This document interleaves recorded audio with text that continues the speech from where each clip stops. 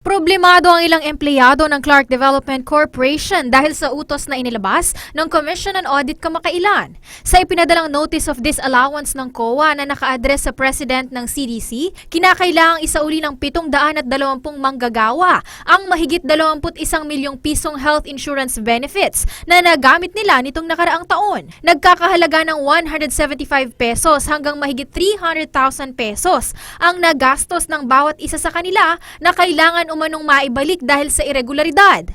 Kabilang pa sa mga dapat magbayad ang ilang matataas na opisyal ng CDC.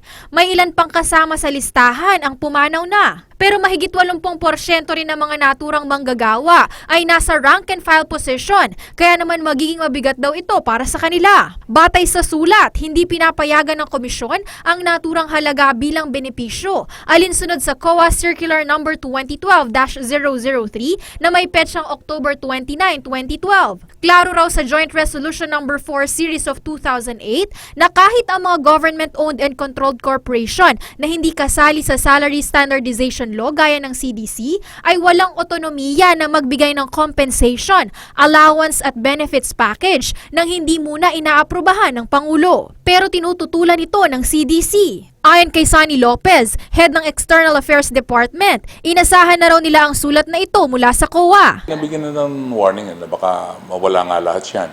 Pero sabi ng aming presidente, I will take the risk. Bukod pa kasi sa PhilHealth, may iba pang health insurance benefit ang mga manggagawa na pinondohan umano ng mahigit 30 million pesos ng naturang korporasyon. Karapat dapat lamang daw na matanggap ng mga manggagawa ng CDC ang naturang benepisyo dahil sa magandang performance ng kanilang ahensya, ani Lopez. May kakayahan din daw ang CDC na maglaan ng pondo para sa naturang serbisyo sa mga manggagawa. Lalo na't umaabot na raw sa mahigit 2 billion pesos ang pera nito. Sabi nga ng presidente namin, we make them work.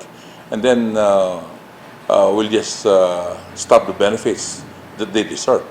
Alam mo naman kasi yung health, no, it's a source of insecurity para sa ating mga kababayan.